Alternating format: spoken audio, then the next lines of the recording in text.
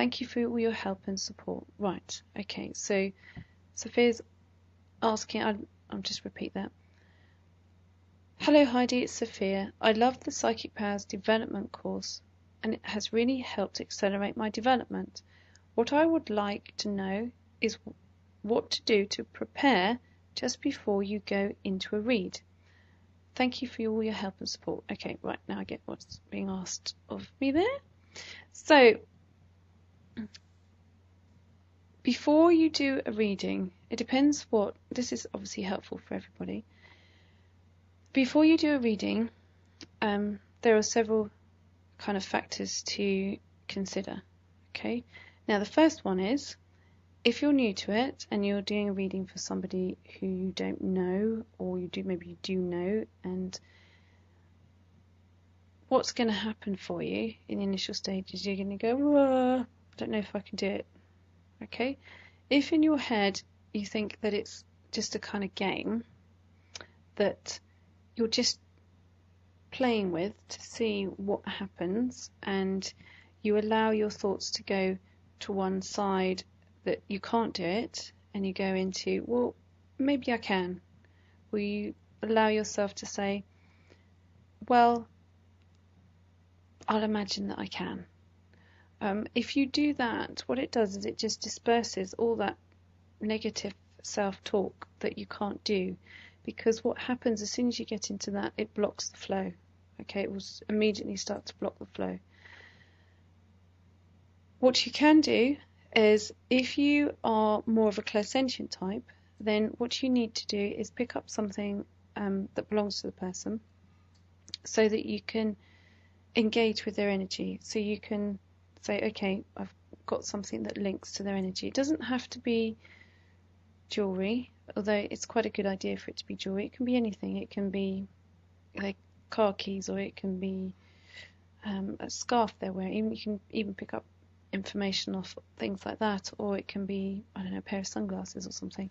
So if you then hold that item, you then begin to connect with their energy. So it's something that makes it more comfortable for it to start to come through. The most important thing is that you allow your mind to be quiet. So if you really struggle with your mind being quite noisy, then I would 100% recommend that you do the relaxation meditation really quite often, because it will help you to allow the mind to relax enough for the information to start to come through. Now, don't discount what first comes through, because even though it may not make an ounce of sense to you, it might make sense to the person who's on the receiving end of the information. You may also start to get things as symbolism, not necessarily literal, although some things will be literal. So to give you as an example, this was years ago when I first did a reading for somebody. It was a friend of mine, similar to what you'll end up doing, readings for friends. I was sitting there in front of her. Hadn't seen her for a long while, which was quite handy, because if you don't know the person, then you can't get too caught up in the idea, well, I know that information about them, and think that you're not pulling it through intuitively, that you're actually just recalling from memory. So if you're doing it along those lines, then what you're looking at is, for instance, with this friend, how it worked was she had a bonfire. When I picked up her jewellery, she had a bonfire that kind of came straight up in my mind. Just bear with me a second.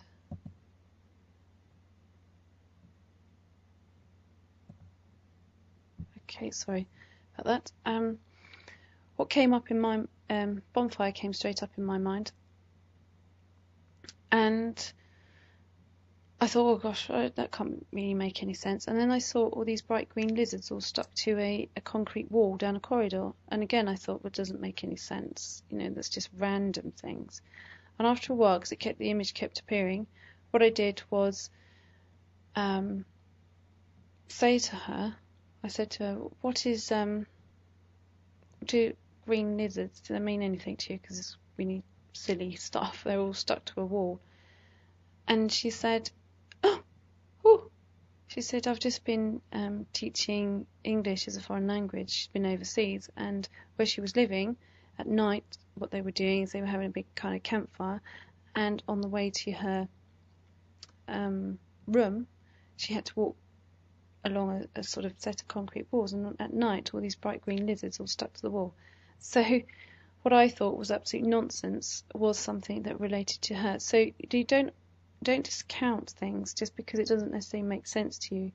What you can do is then just pass the information on and say, does this make sense? Does this make sense? It doesn't matter if it doesn't, because you're practicing. You're beginning to recognize what energy makes sense to you. Okay? I hope that helps.